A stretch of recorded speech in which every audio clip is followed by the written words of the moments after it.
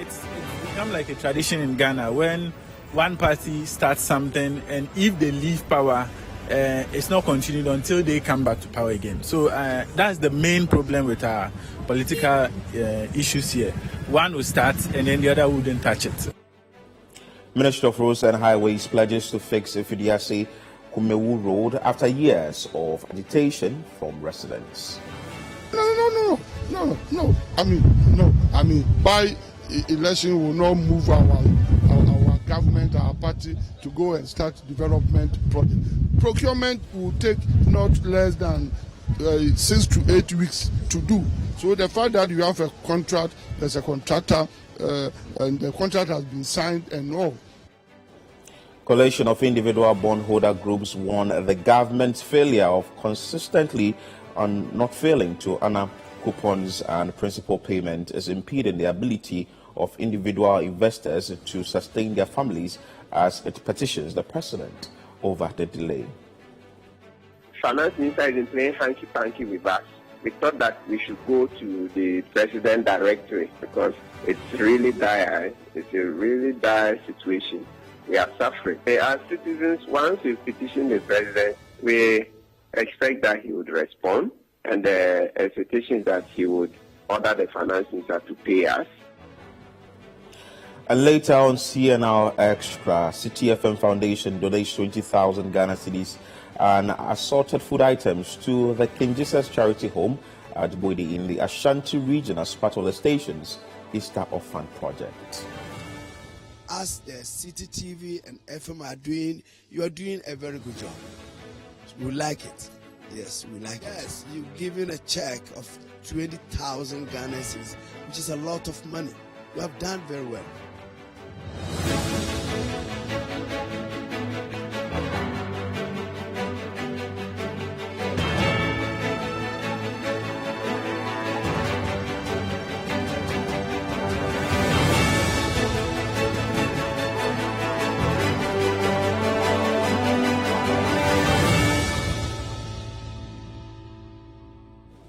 Once again, you're welcome to CNR Express live on City TV. You can join us with your thoughts, submissions, and comments via WhatsApp line 0204447033. We are streaming live on YouTube. You can join us there on CityTube.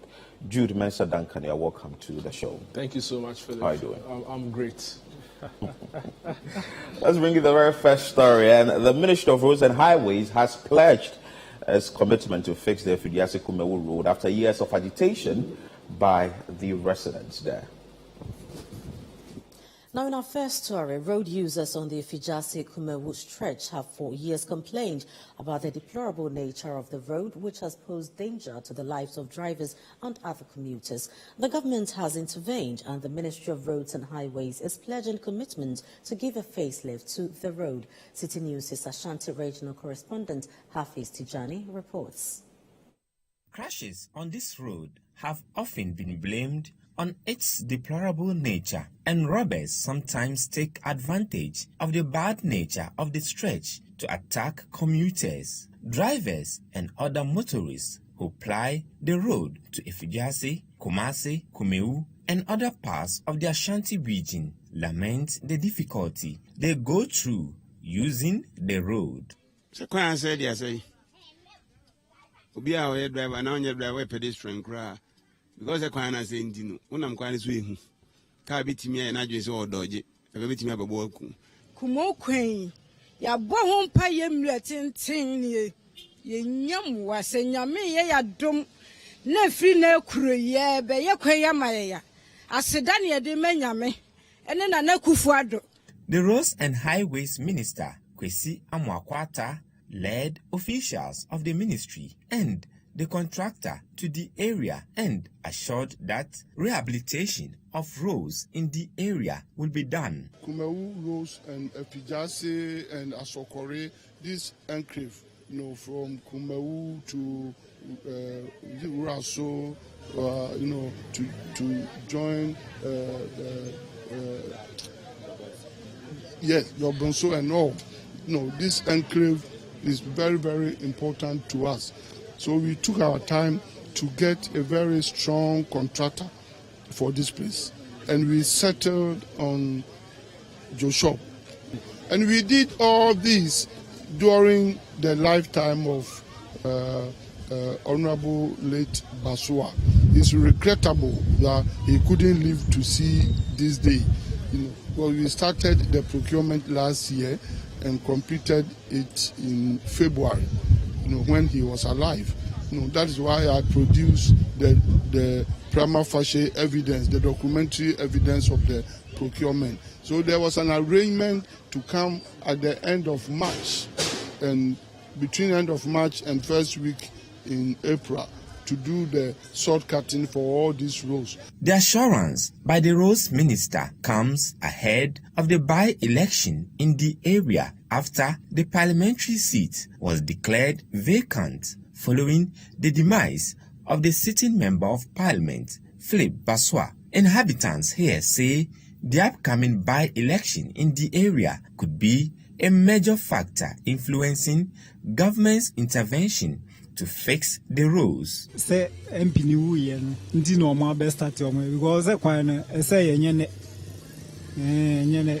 because of MP ni wuye na nsen a no me so mo de machines abego so ndi me sa na ma adwen kire me ba ye hu say machines bi ni nam so say nye for politics dia ye bompa say e be real no metime ye bibia me hu say mo bibia makumovo so ho atan kakra but at times most especially as is MP every me bit me about say for political bibinti no bit me conform machines aba ye do mu ye at the end of the day no ye hu hwe ndi the empire ye gba ni say ebe ba in reality ni hu say enye for politics ni mu omo hu say kumovu obre ndo mbeboy. Mr. Amwakwata vehemently denied assertions that the roads are being done because of the upcoming elections. No. I mean, by election will not move our government, our party to go and start development project. Procurement will take not less than 6 to 8 weeks to do. So the fact that you have a contract, there's a contractor, and the contract has been signed and all, within these 2.5 weeks means that it has been done already. The Kumewu Traditional Council is asking the government to ensure all road projects started are completed on time. The minister and his delegation also inspected some projects in the Bantima sub-metro. Residents are excited about government's intervention to give a facelift to roads within this area, but they want the government to ensure the completion of these projects. Hafiz Tijani, City News, Kumewu, Ashanti region. Well, the ministry says that government is committed to fix deplorable roads in Kumewu constituency. I just don't know add anything more because the assertion that this is done because of the by-elections. The minister vehemently denied that assertion. But some of the drivers, the motorists in the area, think that that is the main focus for which you are coming in to fix the roads. But then again, the ministry says that they are going to fix the roads, and this has been on the table for a very long time. Philip, I don't want to be cynical, right? But you shouldn't be. I'm struggling to understand, or I'm trying to... Let's take the ministry's word for it. I don't want to be cynical, like I'm saying, but it's very hard to believe that this is being done without the idea of the by-election happening pretty shortly in the area. I mean, look at all that's happening right now in the country. We understand that as a result of the delay, or the apparent delay in the balance of payment support program being sought from the IMF, very key projects in the Ashanti region, about 3 or 4 major projects have halted. And if you look at this government and what the Ashanti region means to them, you expect that some of those key projects you are talking about wouldn't have been halted if there were funds to go ahead with it. Come back to Greater Accra, Bechibi Lamti. We require to recall how this government touted the fact that they've completed the most interchanges really in the country. And now, all of a sudden, we found some funds from nowhere to complete the Kumewu road. And like the drivers alluded to in the video, these roads have been deplorable for quite some time. So it's very difficult to believe that it was the natural order of things happening in Kumewu, and it was time for the roads well, to be the fixed ministry says that the selection of a contractor to be on the project was the issue, because the first individual, the first contractor who was on the project couldn't deliver, so they had to repackage and re-award. And in the process of getting a new contractor, they got Joshop, who the minister believes that is going to do a very good job. Philip, in an instance like this, you expect the Ministry of Roads and government to be saying all the right things. I mean, you expect them to come out and try and diffuse some of the public sentiments that's already known in town. But you see, the truth of the matter is that historically, by-elections have become that sort of reality check for the government of the day. Go back to Talensi, where the MP, the incumbent at the time, Peter Musori, had to be installed as a chief and couldn't go again. Then the NDC, Baba Tongo, stood up and won the Talensi election in 2015. Or you can say in Ibuakwa North, after the death of Honorable Dankwa Edu, JB Danko Edu, the NDC decided not to contest the election again. So it was a clean sweep for the MPP candidate, who is now Deputy Minister of Education. But look at Ayawa So West Wugon, for instance. Look at how both parties went into it and the aftermath of that election. So clearly, you get the impression that by-elections have become an important part anytime there's a need arises for one. Of course, because even in this situation where we have a near-hung parliament, exactly. if the by-elections should go in favor of the opposition NDC, that means that the numbers for the NPP has reduced. Exactly, I was going to come to that. So the truth of the matter is that by-elections have become some sort of reality check for the government of the day. So this government will want to be seen to do well in this particular by-election, to reassert itself as the preferred party of Ghanaians, like they've been touting, or like some of their leaders have been touting not too long ago. So, I mean, it's good news, it's great news. When we hear that roads are being fixed, we welcome such news, because we've always maintained that fixing our roads they hold key potential goods really for the economy at the end of the day, because the movement of goods becomes easier, the movement of people become easier. In the end, goes very well to help building the economy. Of course, looking at the development of a country and looking at the transportation to and fro of individuals, certainly roads play a key role. But like residents of Kumewu have alluded to, I tend to lean towards what their assessment of their issues are. The fact that if you consider the upcoming by-election in the area and the need for the MPP to maintain that slim lead in parliament, it reasons why the party would want to commit such resources in a time where we are being told that there's not really enough money for other. Well, on that note, they not having money to complete some projects, but then again, let's take the ministry's word for it. The ministry says that this is not the reason why we are going in there to fix deplorable roads in the Ifidiase Kumewu area, but we will be monitoring keenly to ensure that at least the ministry's word is being taken for it, and also to ensure that the roads are being fixed. Let's still in the Ashanti region, because the construction work on 3 major projects in that region have halted over lack of funds there. Now, new projects coming up, including Phase 2 and 3 of the Kumasi International Airport, Phase 2 of the KGTR Central Market Redevelopment Project, and a 500-bed capacity mother and baby unit at the Komfanoche Teaching Hospital, Kath. Now, City news sources indicate that the Finance Ministry has since December 2022 not been releasing funds towards the construction of the project, which has led to some 2,000 workers being laid off. Our regional correspondent Fatih Amin Ibrahim reports. The Kumasi International Airport Phase 2 in particular has on several occasions failed to meet its completion deadlines despite numerous assurances from authorities. This has left many residents disappointed. The disappointment has even worsened now that construction work on the project has halted due to lack of funds. The expansion of the Kumasi International Airport project include Phase 2 and Phase 3. Per the new deadlines, the Phase 2 of the project is expected to be completed by June 2023, while the phase 3 is expected to be completed in the early parts of 2024. It doesn't look likely that the contractors would be able to meet the completion deadlines since the projects are currently on hold. Another highly anticipated project in the Ashanti region is the phase 2 of the Kejetia Central Market Redevelopment Project. Thousands of traders have been expectant of seeing its completion as early as possible, but it appears they will have to wait much longer. This is because work on that project has also halted since the Ministry of Finance has not been releasing funds towards its construction in recent months. So far, City News sources say the phase 2 of the Kejetia Central Market Redevelopment Project is 65% complete and is expected to be fully completed in the first quarter of 2024. With respect to the mother and baby unit at the Anok Teaching Hospital, for instance, many residents were excited when authorities assured of constructing a 500-bed capacity block.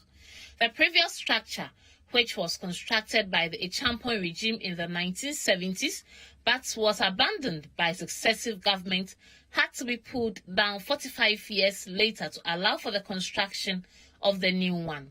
The excitement on the faces of inhabitants in the region appears to be fading away since the construction of the new building has also been put on hold due to lack of funds.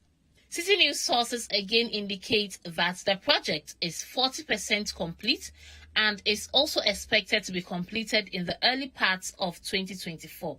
Many residents in Kumasi fear that, just like many other projects in the past, work could be abandoned on the 3 projects and have thus urged authorities to find a way of ensuring work resumes as early as possible.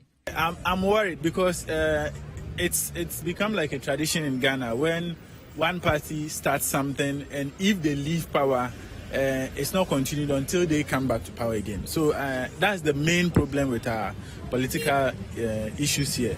One will start and then the other wouldn't touch it. We've seen so many projects like that. We've seen the affordable housing and the rest of them. Yes, so this, I wouldn't be surprised if the same thing happens again.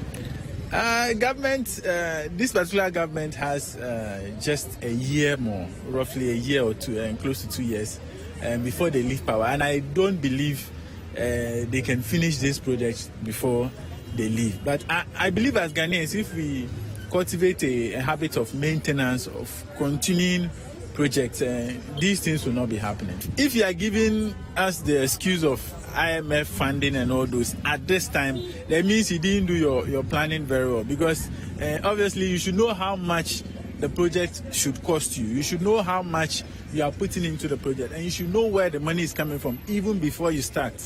You don't start, it's like you pick a car and then you say you're going to Accra, then you just take off without checking if your petrol will be enough, and you say, oh, don't worry, let's keep going, and you don't know.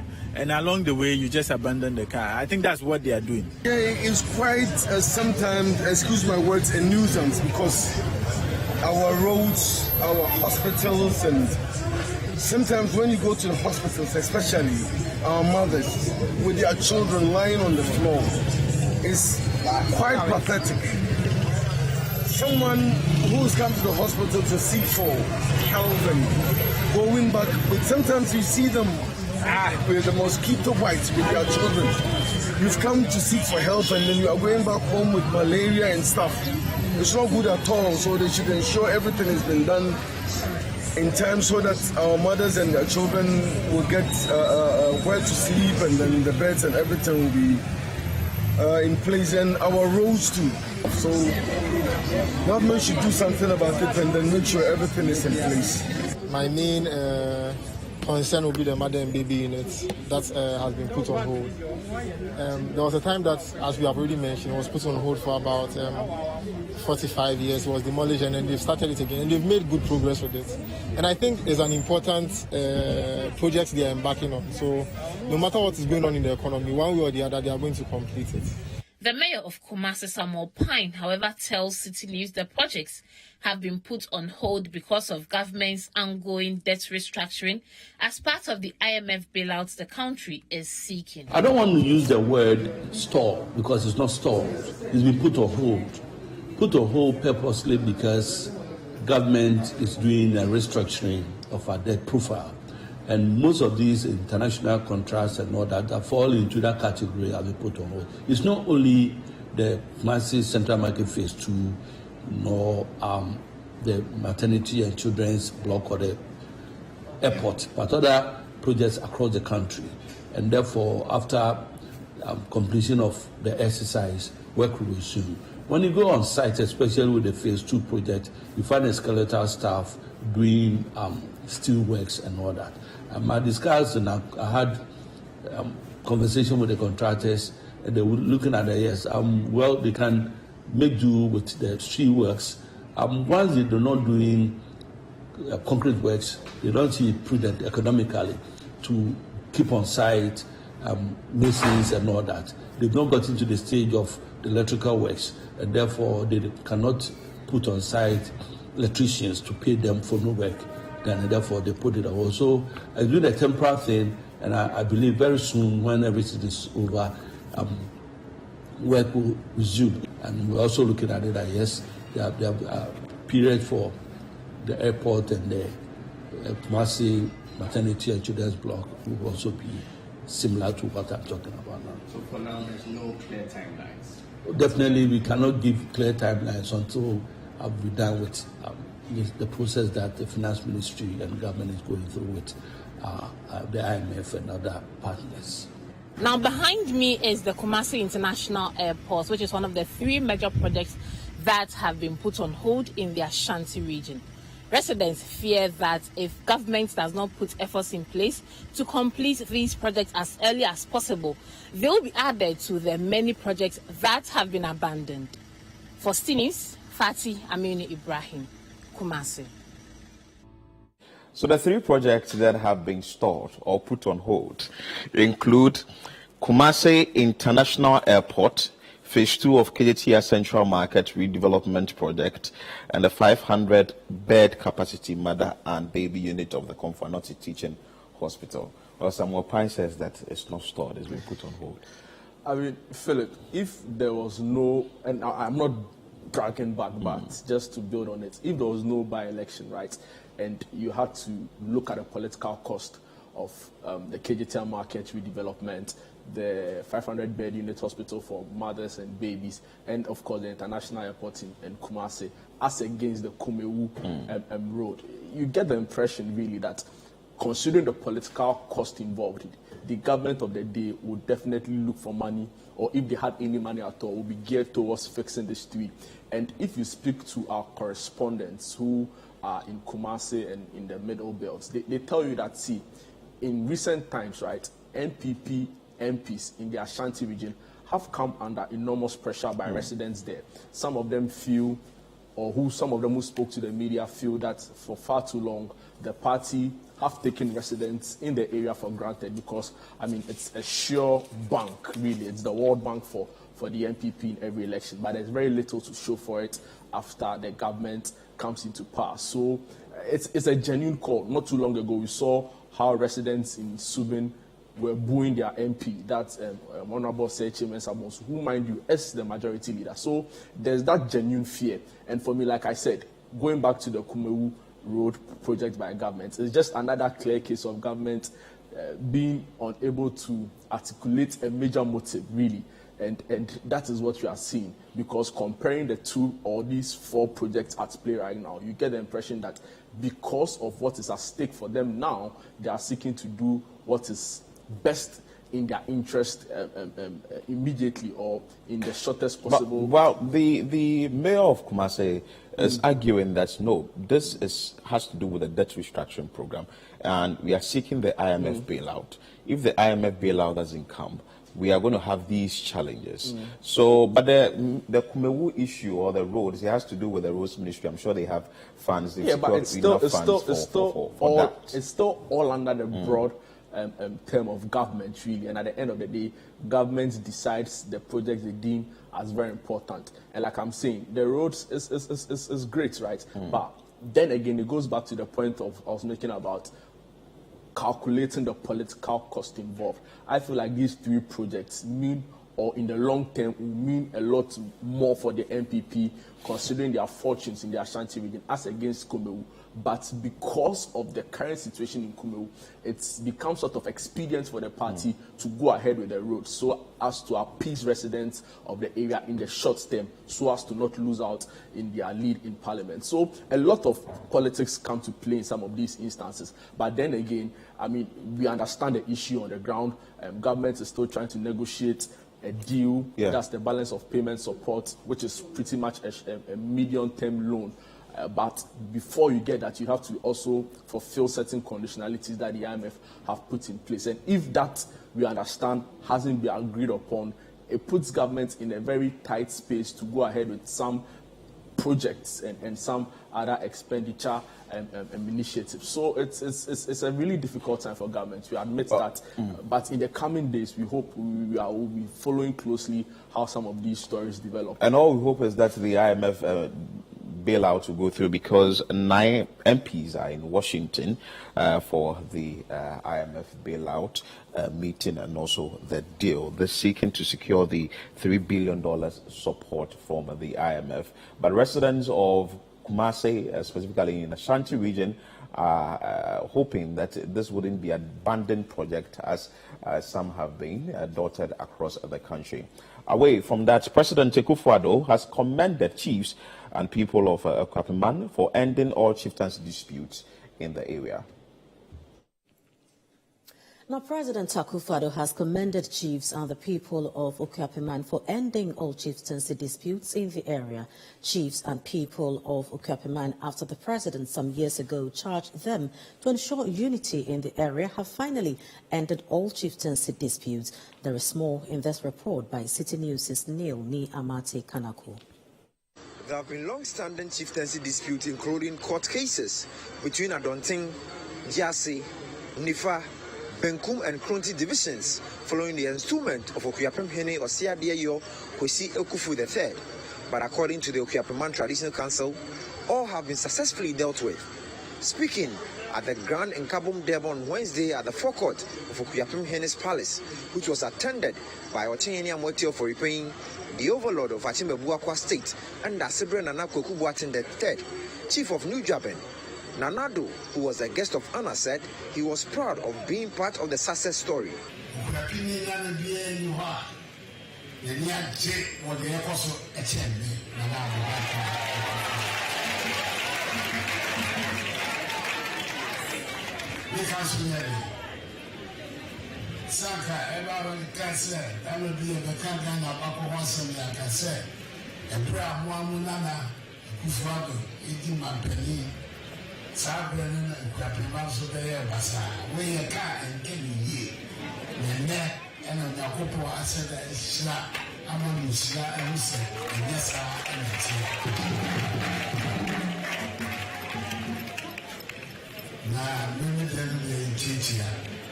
And they said, now don't think Jase,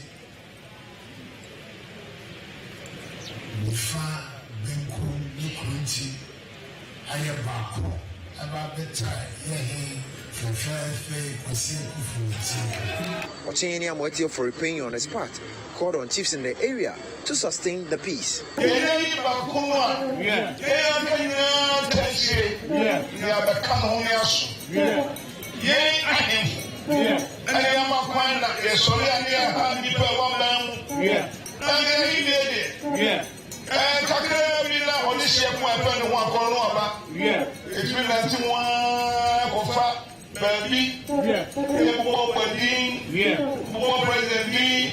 Supreme Court one sana. Yes, in this Moka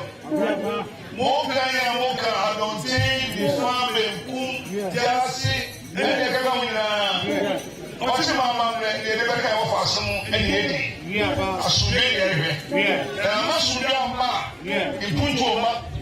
Okuyapem Hene Osiadeyo Kwesi Ekufu III expressed appreciation to all the chiefs in Okuyapeman for their support in the trying times. Amoding Nyansa to me, Sika, Modifata, Mechi, and Defini for me, Minabido, Japan, Sapepe, and I'm Professor Japan, so Krafiman, Nyamwa, Japan.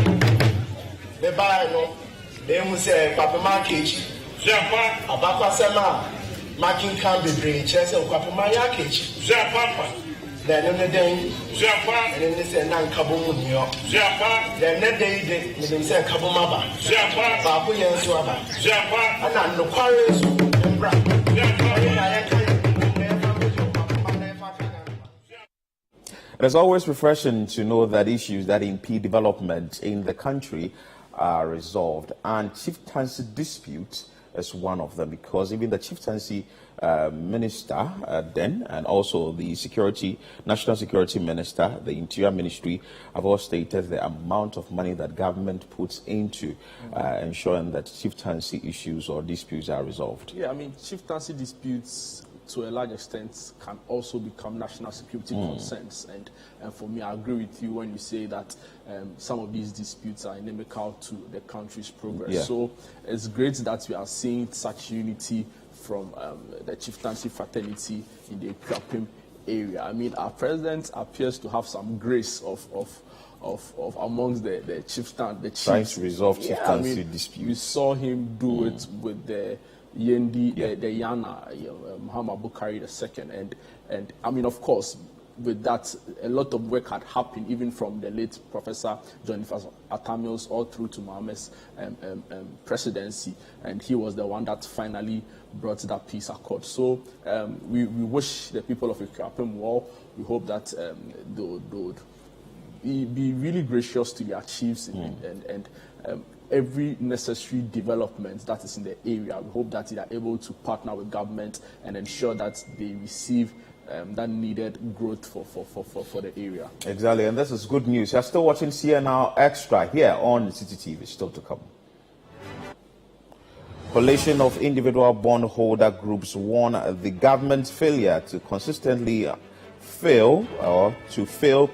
government's failure to consistently honor coupons and principal payment is impeding the ability of individual investors to sustain their families, as it petitions President over the delay.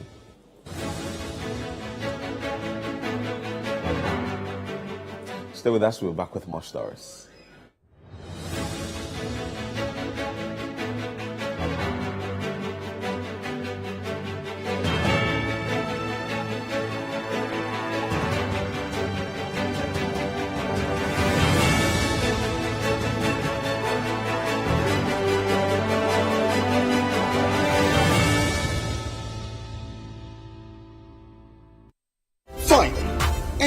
Can become a household.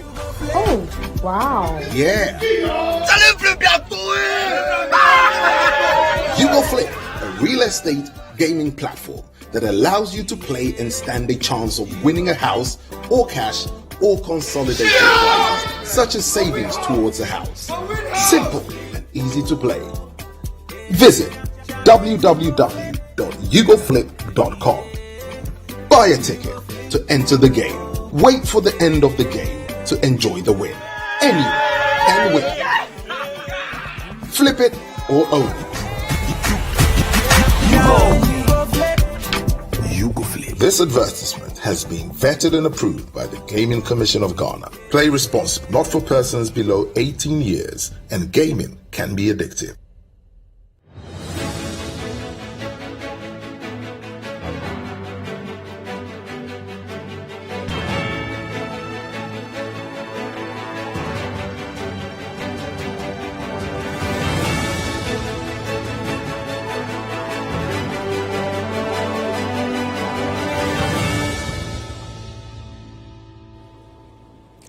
Welcome back. This is CNR Extra here on CCTV. Let's bring you some more stories. And former President John Dramani Mahama has accused the MPP administration of deliberately targeting NDC miners in the Galamsey fight. Former President John Dramani Mahama has accused the Nanado NPP-led administration for deliberately targeting NDC miners in the Galamsey fight. According to Mr. Mahama, the NPP seized excavators belonging to NDC miners and gave them to NPP miners to engage in Galamsey.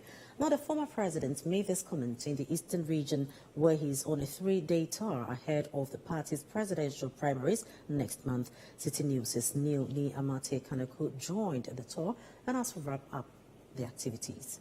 Mr. Mahama and his entourage began day 2 of his 3-day tour of the region with an engagement with branch and constituency executives in the Fantiakwa North constituency before moving to Abuakwa North and South constituencies, where he assured them about the strategies to empower them ahead of the 2024 general elections. He then moved to Osino, where he engaged the executives of the party.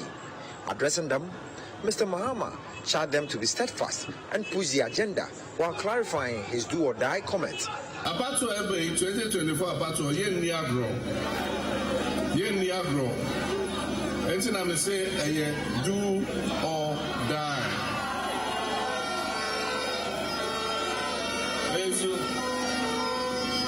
And I'm say do or die. Now we can't do or die. A bit more at Western. I say, yeah, the engine and second echo to Johnny Pania, the other day, and yet do or die, no. Do or die, I say, you be here, see a deal for Nimum, and the infant Diablo, Sana do or die, I just said, the second in Kuntiba Bako, a Brobron Crofo. And so, Miojidi said, Yena, Euniako. At Musiaso, where he met branch and constituency executives of both Etiwa West and Etiwa East, the former president, who expressed disgust about the select justice system in the Galamsey fight, indicated that a number of NDC miners have been imprisoned while their concessions have been released to the NPP miners for Galamsey.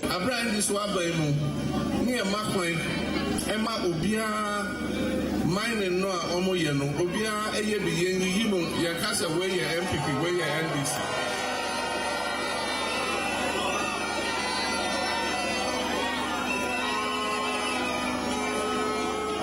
ezu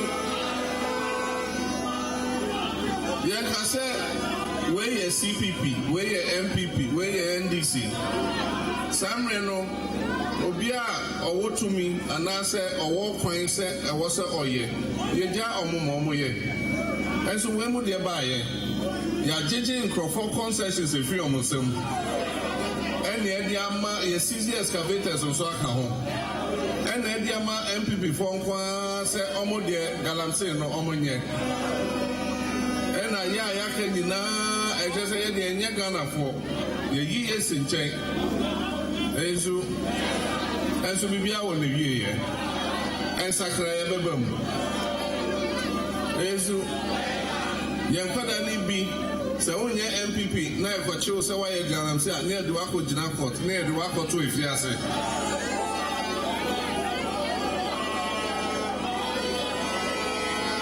meka se yen kwada ni bi eda efiase ezu obi kuta ni excavator ni ase o de ye illegal mining ni aje from sem e shina obehwe wo excavator no na MPP ni e de ye ejuma ezu yentra bi asesa ye ina ye Ghana for ye ina e wo se ina ye di oman emfa so enso se dem kai bibia wo na wie. Reacting to this issue, the Director of Communications of the governing NPP, Richard Anyagba, says that former President John Dramani Mahama must provide information on the NDC members who, he said, engaged in illegal small-scale mining, popularly known as Galamsey, but had their equipment confiscated. I mean, Philip, there's a need to elevate the public discourse and conversation. And for me, the former president failed woefully in an attempt to do that. And listening to him in that particular report appeared to me as some sort of endorsement for a canker that many have said that it's going to be the end of us if we don't aggressively fight against it. So it's quite difficult for me to understand where the former president was headed with this particular one. For instance, if you read a quote, if you translate it, he says that everything has an end. We don't do that. We are all Ghanaians and we need to benefit from national from natural resources. Change is coming, so don't worry. I mean, I've heard some people within his camp defend the comment to say the that deputy spokesperson, yes, Beatrice. to say that Beatrice Anand, to say that he was talking about legal miners, right? But if you follow government's fight against illegal mining in the country, I believe that people whose excavators have been seized or concessions taken away from them have largely been people who are engaged in illegal mining. So to say that you are going to fight for them and give them back their excavators, I mean, I struggle to believe where this is headed to. And like I've said, it was quite distasteful. I expect him himself as former president to come back again, like he did with the do or die comment, to come back again and explain what he really meant by saying that that is going to change when it comes to office. Some people on social media have said that if you consider the audience he was speaking to, he needed to say something like that to ginger up the base, to get the party base. Former President Mahama, it looks like on his campaign tour, when he gets to a particular area, he tries to couch or say, give out a message that is going to, because of the people there. He's a top level communicator, top level political communicator who's risen through the ranks to become president. So the idea is that he knows what he's saying very much. He may have to come out and clarify it better. Yeah, but in its natural form and on face value, I believe that it's an endorsement of illegal mining. We don't want some of these conversations dominating front pages, dominating our media. We need to elevate the conversation. I was expecting him to talk about going into a mining community, talk about the plans he has in terms of an alternative livelihood support for people who are engaged in illegal mining. Not to say that you are going to take excavators and bring it back to them and that they also have to, they deserve a fair share of the country's natural resources. Well, I think that is lowering the level of the conversation on an issue very important. I mean, we've been told that, see, in the near future, if we don't find a lasting solution to Galamsey, we'll be importing water.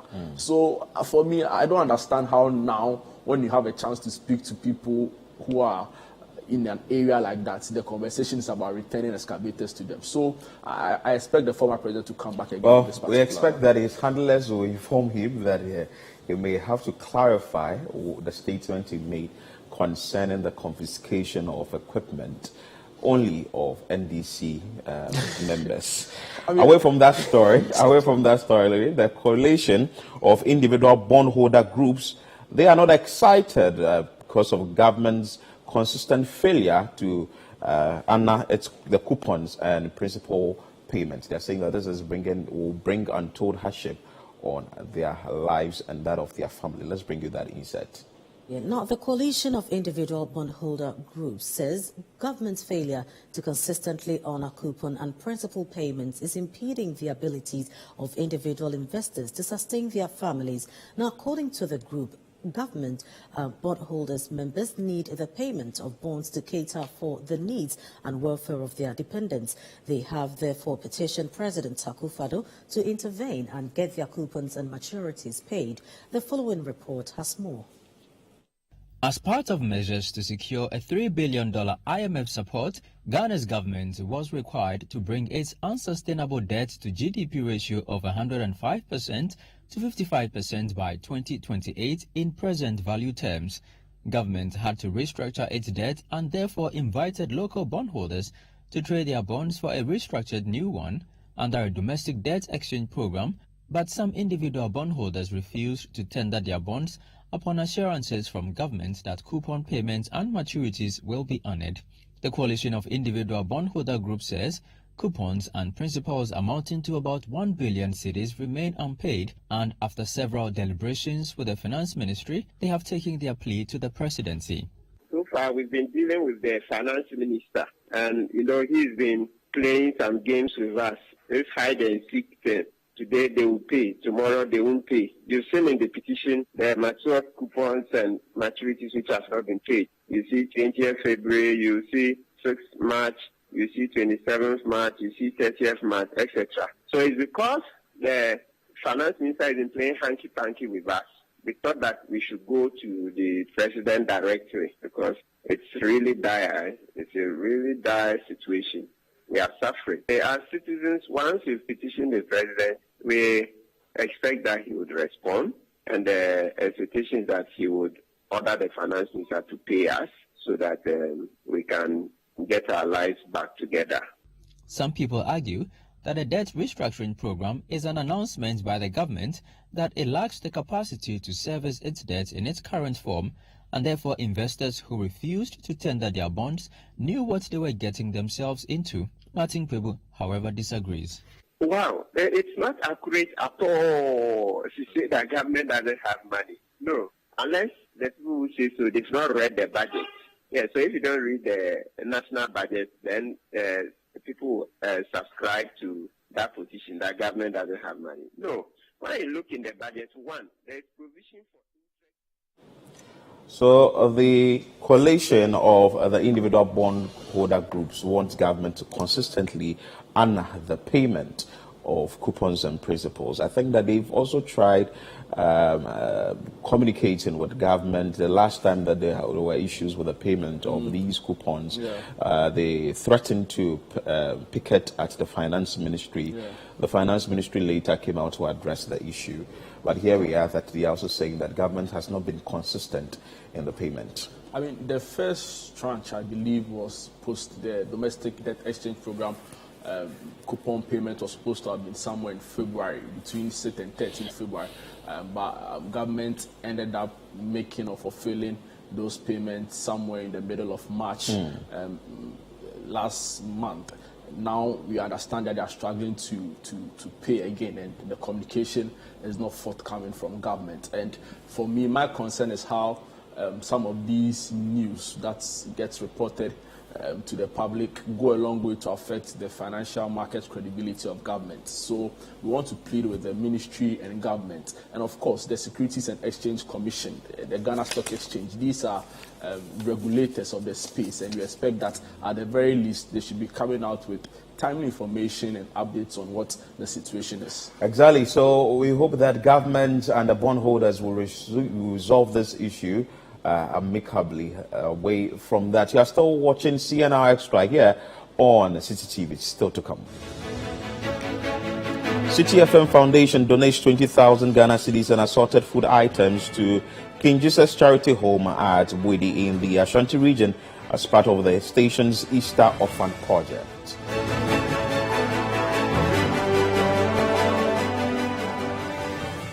Stay with us. We're back with that story.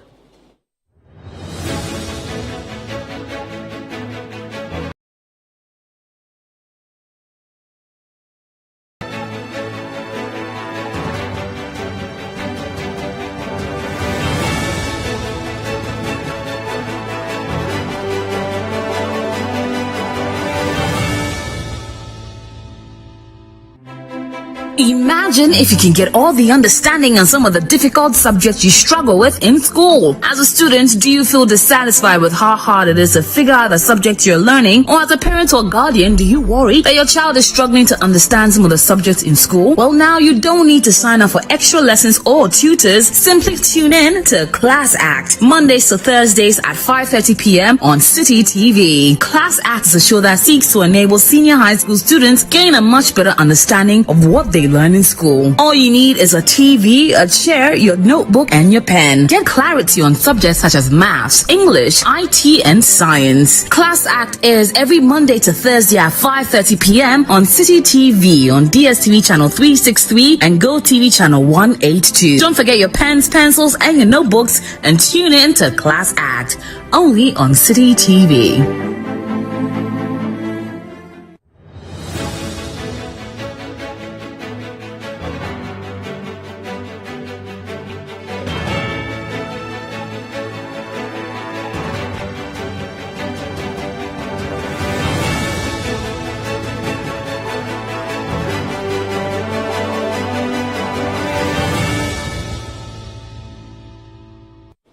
Welcome back. And City FM Foundation has donated 20,000 Ghana cedis and also assorted food items to King Jesus Charity Home. Let's bring you that insert. Jesus Charity Home at Bwedi in the Ashanti region has for the second consecutive time benefited from City FM and City TV's annual Easter Orphan Project. The orphanage was presented with a check of 20,000 Ghana cedis, assorted food items, stationery, toiletries, among other many items. Our Ashanti regional correspondent Fatih Aminu Ibrahim reports. The City FM Foundation, as part of its objective of putting smiles on the faces of the underprivileged, made a cash donation of 20,000 Ghana cedis to the King Jesus Charity Home at Bwedi in the Ashanti region. The City FM and City TV's annual Easter Orphan Project, through the benevolence of 8 viewers and listeners, also donated assorted food items, educational materials, toiletries and lunch packs to persons at the facility. It was all smiles when the management of the orphanage was presented with a check of 20,000 cedis and other items. We are from City TV and City FM. Last year we came here to present some items, and also we made a cash donation to you. And it's a project that we've been embarking on. It's a project we call the City Orphan Project. It's been supported by the City FM Foundation. With our listeners and viewers, they come in to support, and then based on what is being given to us, we also do same that will bring them to the various orphanages. And so that's why we're here today. And so there are various items we are bringing here, and food items that we have, toiletries, and a whole lot. And on top of that, there is a cash donation of 20,000 Ghana cedis to support your activities here. And so that's what we are bringing to you. And so we will present this to you as the director of this orphanage. Use it to support the orphanage, and if there's any other thing that you'd like us to know, you can also tell us. And if our audience, that they are in any position to help, we'll also come in and see what we can do. So this is what we have for you, and we hope that it will be able to support the persons over here. The City family seized the opportunity to organize a party for the children.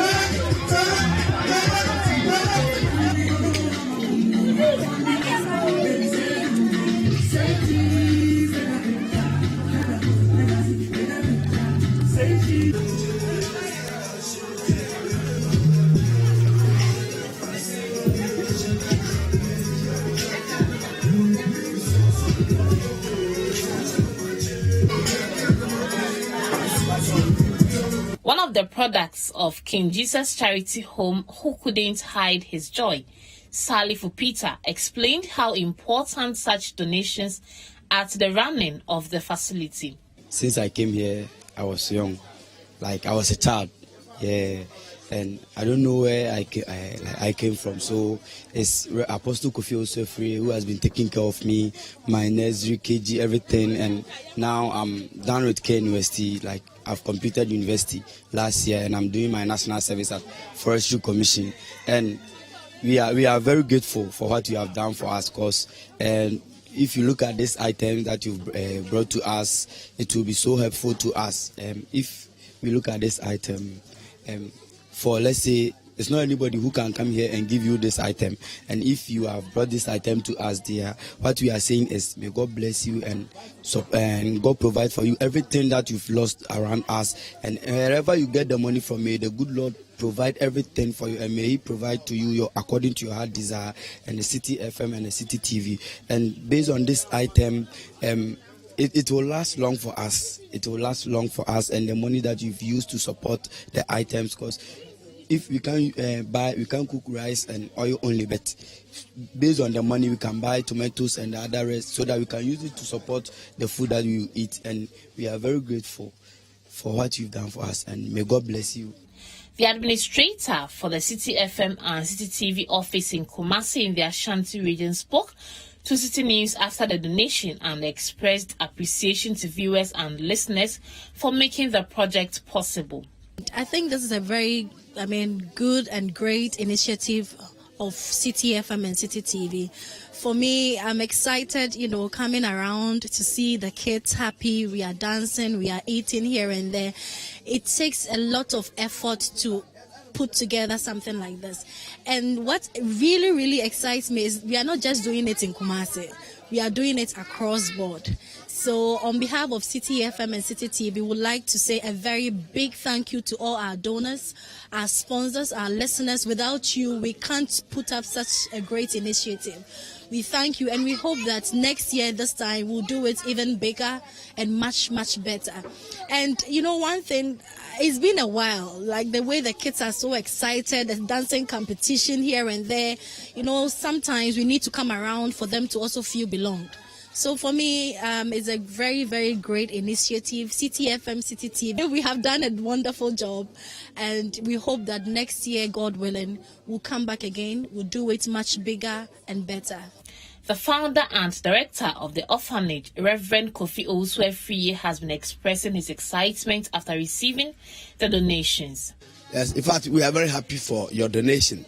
We have received a lot of things, items like rice, oil, tea rolls, soap, books, things that I cannot mention. You can see it from here. Yes, it's a lot of things, and we are very, very happy for that. It's going to help us, because at this moment of time, it's very hard for people to attend with this such of donation. So as the City TV and FM are doing, you are doing a very good job. We like it.